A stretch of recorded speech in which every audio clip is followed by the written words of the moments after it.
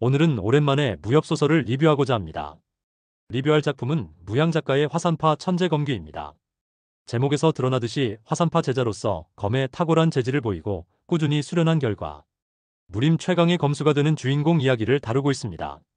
이 소설의 저자 무향의 대표 작품으로는 하북팬과 막내 아들, 사천당가로 회귀한 천재동마, 무림맹 부대주가 너무 강함 등이 있습니다.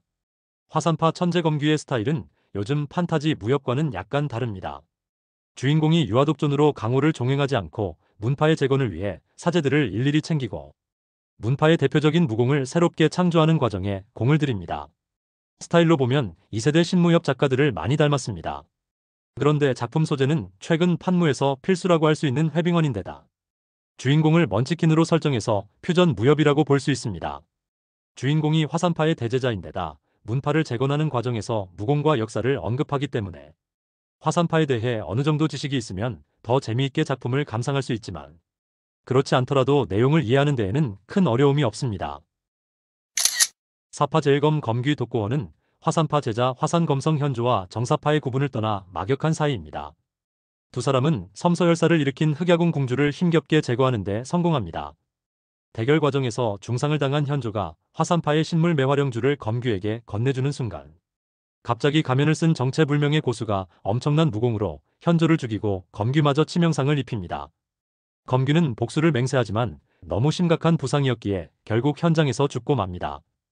이때 매화령주가 검귀의 혼을 전장에서 죽은 현조의 제자 무위의 육체로 집어넣으면서 검귀는 화산파 대사형 무위로 새로운 삶을 시작하게 됩니다. 몇 년 후 무위가 천하제일고수가 된 후 알게 되는 이야기이지만 이때 매화령주로 검귀를 살린 인물은 화산파 계파조사인 육합검선이었으며 복면이는 인간의 한계를 뛰어넘어 수백 년을 살아온 당대 최강의 고수였습니다. 죽은 지 수백 년이 지난 사람이 후대를 안배하고 이야기를 나눈다는 점에서 판타지적인 면도 섞여 있는 셈입니다. 그런데 이상한 점이 있습니다. 화산파 대제자로 환생했지만 독고원은 사파 출신이라 얽매이지 않고 자유롭게 떠나면 그만인데 왜 굳이 사파 제일검의 전생을 버리고 화산파 대사형으로의 삶을 택했던 걸까요? 결정적인 이유는 그의 막역지우 현조와 현조의 제자인 무위 두 사람 때문입니다. 현조는 매화령주를 건네며 제자와 화산을 가끔씩이라도 살펴달라고 유언을 남겼고 무위는 사제를 살리기 위해 죽으면서 화산파는 우리가 지켜야 한다고 할 정도로 사문에 대한 애정이 대단했습니다. 홀로 천하를 떠돌던 독고원 입장에서는 도무지 이해가 안 되는 생각이었죠. 그가 죽지 않았다면 그냥 궁금증으로 끝났을 일이지만 현조의 도움을 받아 무위의 몸으로 되살아난 상태인지라 화산파에 큰 빚을 진 셈입니다. 사파의 인물이지만 도리와 원칙을 중시했던 검귀이기에 없던 일로 넘어갈 수 없었던 거죠. 독고원은 두 사람이 지운 빚을 갚기 위해 대제자, 무위가 되어 사제들을 강하게 만들고 쇠퇴한 화산파를 재건하는 임무에 집중합니다. 화산파 재건 이외에 무위의 다른 목표는 현조와 자신을 불시해 죽인 원수를 찾아 복수하는 것입니다.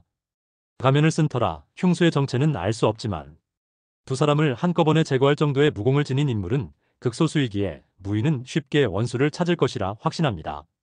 마도나 사파 세력의 종주 이상 무공 수위를 가진 고수에게 복수를 하기 위해서는 화산파를 재건하고 자신의 무공을 몇 단계로 더 높이는 것이 필연이기에 두 가지 목표는 자연스럽게 하나의 과정으로 통합됩니다. 이런 설정 덕분에 회빙원이라는 흔한 소재가 소재로 끝나지 않고 결말까지 개연성을 갖게 되며 무위는 화산파의 차세대 대표로 전대 고수들의 절대적인 지원을 받게 되는 계기가 됩니다. 결국 이러한 협력과 제휴 덕분에 무위는 원수를 갚는 데 성공하게 되죠. 이 소설의 특징 중 하나는 시대 배경이 대다수 무협소설과 다르다는 겁니다. 무협의 감초 세력인 구대문파가 기득권으로 세력을 굳히기 이전이 배경이라 화산파도 유령 문파이긴 하지만 우리가 알고 있는 그 화산파가 아닙니다. 게다가 흑야궁에 대항하기 위해 선발로 나섰다가 큰 피해를 입어서 하루빨리 재건에 힘써야 하는 상황입니다. 그런데 생전에 진짜 무위는 우유부단하고 무공도 높지 않아서 사제들이 깔보는 인물이었습니다. 심지어 노골적으로 업신여기거나 장문인 후보 자리를 빼앗으려고도 합니다. 이런 상황을 눈치챈 무위는 화산파의 재건보다 제자들을 하나로 묶어 자신의 지시에 따르는 강력한 집단으로 만드는 게 우선이라고 생각합니다. 무림 문파는 이러니 저러니 해도 결국 무공이 강해야 하죠. 이런 사실을 잘 아는 무위는 자신을 우습게 보는 사제들을 모두 제압하고 대련을 빌미삼아 모질게 두드려 팹니다. 화끈한 메타작 이후에 현재 무위가 이전의 무위가 아니라는 사실을 깨달은 사제들은 사형이 시키면 죽는 신용까지 할 정도로 철저히 따릅니다. 목적을 달성한 무위는 검귀의 무공과 화산파의 무공을 합쳐서 새로운 무공을 창조하는데, 그렇게 탄생한 무공이 화산파의 대표절기가 되는 매화 24수매화검법과 암양표입니다. 무위의 가르침을 받고 두 가지 무공을 익힌 사제들이 강호의 절정고수가 된 건 당연한 결과였습니다. 하지만 이런 과정으로는 원수보다 강해지기 어려웠습니다. 이 사실은 무위보다도 검선과 협재 등 무림 절정 고수들이 누구보다 더 잘 알고 있었습니다. 대결을 앞두고 고심하던 절정 고수들은 자신들의 내공과 깨달음을 무위에게 전달하여 무공 수위를 기하급수적으로 늘립니다. 이런 과정을 거쳐 무위는 원수와의 대결 직전에 무공이 진일보함으로써 승리할 수 있었습니다. 무위는 구파일방이나 정파 유명 무인들과는 사고방식과 행동이 아예 다릅니다. 몸은 무위지만 영혼은 사파 최강인 검귀니까요. 무위는 어떤 목표를 향해 판단하거나 결단을 내릴 때 실용적이고 단호합니다. 정파인들의 상상을 초월하는 행동도 아무렇지 않게 하죠. 사파인답지 않게 평소에는 예의와 도리, 명분을 중시하는 편이지만 일단 상대가 수틀리게 나오거나 본인의 기준으로 아니라고 생각되면 정파든 사파든 상관없이 무자비하게 응징하기도 해서 존경심과 공포심을 동시에 유발합니다. 웃음기 쏙 빠진 무위의 이런 행동은 신무협 작가들의 무협 속 주인공 묘사와 흡사합니다. 이 소설의 긍정적인 부분을 먼저 이야기하죠. 일단 작가의 글솜씨나 구성 능력이 평균 이상입니다. 9권이라는 짧지 않은 무협을 리듬감 있게 주인공의 다양한 행로를 조명하면서 끌고 가는 솜씨가 좋습니다. 시대 배경을 구대문파 확립 이전으로 설정했기에 주인공이 화산파의 대표 무공을 창조하고 재건에 성공한다는 설정도 이야기를 다각적으로 풀어놓을 수 있는 기반이 됩니다. 이렇게 설정함으로써 병풍 역할에만 그치던 화산파 문파의 입지를 좀 더 부각할 수 있다는 장점이 생겼죠.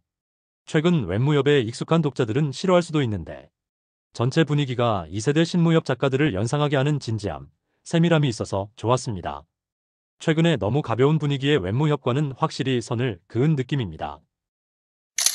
가장 눈에 띄는 부분은 최근 웹무협에서는 거의 무조건 쓰이는 회빙원을 소재로 먼치킨 스타일로 이야기를 풀어간다는 점입니다.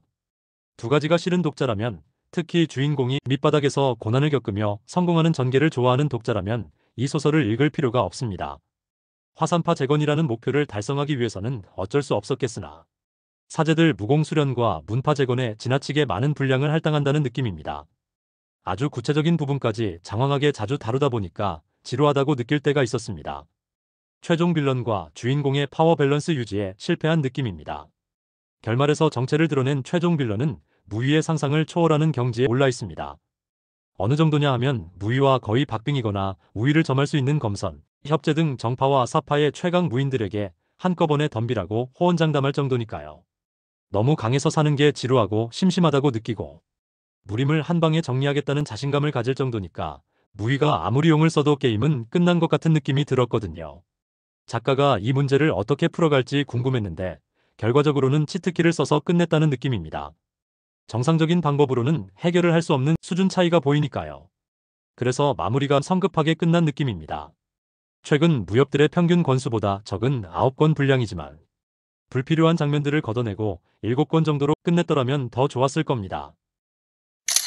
화산파 천재검귀는 회빙원과 먼치킨이라는 흔하디 흔한 소재를 적용했지만 신무협 세대의 추억을 상기시키는 문체와 사파와 정파의 경계에서 고뇌하는 주인공, 사문의 재건이라는 두 가지 목표를 명확하게 설정함으로써 완성도를 끌어올렸습니다. 구파일방이 확립되기 이전이라는 시대 배경의 차별성, 사파 인물이 정파 인물의 몸에 빙의한다는 독특한 주인공 설정 등 긍정적인 점들이 단점보다 더 확연하게 느껴지는 작품이라 킬링타임용으로 읽기에는 나쁘지 않습니다. 이 소설의 북마존 평점은 6.7점입니다.